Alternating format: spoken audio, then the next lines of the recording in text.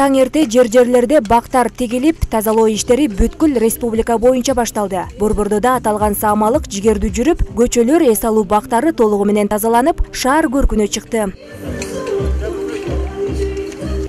Аскер кызматында 32 жылдан бери эмгектенип келе жаткан Улуттук гвардиянын тарбия иштеринин башчысы Алмазбек Намазалиев жыл сайын салтка айланган ишембилик иштерине офицерлери менен катышып келет. Анын айтымында шаарды жашылдандырууга жана таза сактоого бар аракетин жумшамакчы.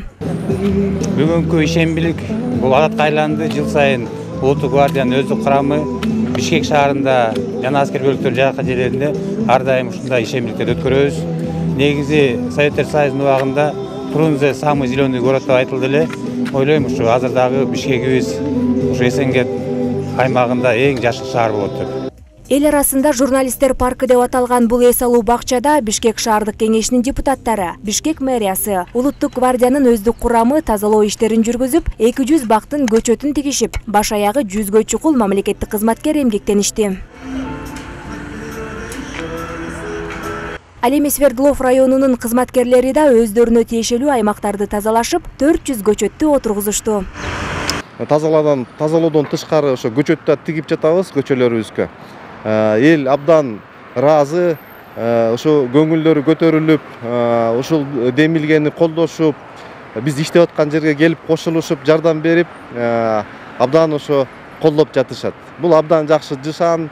Кошумчалай кетсек, эл арасында журналисттер паркы деп аталган бул бакчанын официалдуу макамы жок. Дегени менен үстүбүздөгү жылда расмий түрдө журналисттерге арналган эс алуу бакчасы аталат. Бул үчүн шаардык кеңеште сүйлөшүү иштери жүрүүдө.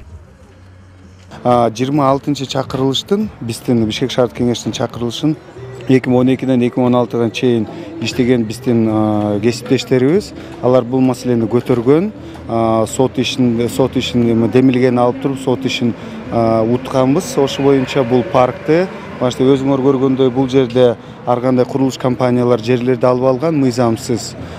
Сот тарап муниципалитетке ошо жерлерди кайта берген. Ошонун негизинде бул аллея журналисттер деп аталган да.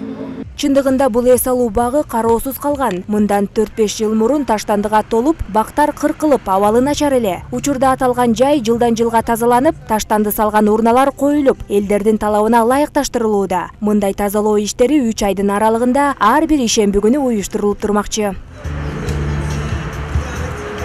Эл арасында журналисттер паркы деп аталган бул эс алуу бакчасында былтыркы жылы 12 машина таштанды ташталган. Бул жылы 3 машина таштанды ташталды. Андан тышкары 200гө чукул бак тарактар тигилди. Ал эми Сокулук районунда ишембилик иши кандай жүрүп жатат? Кесиптешим мэримге узатмакмын. Мэрим, сөз сизде.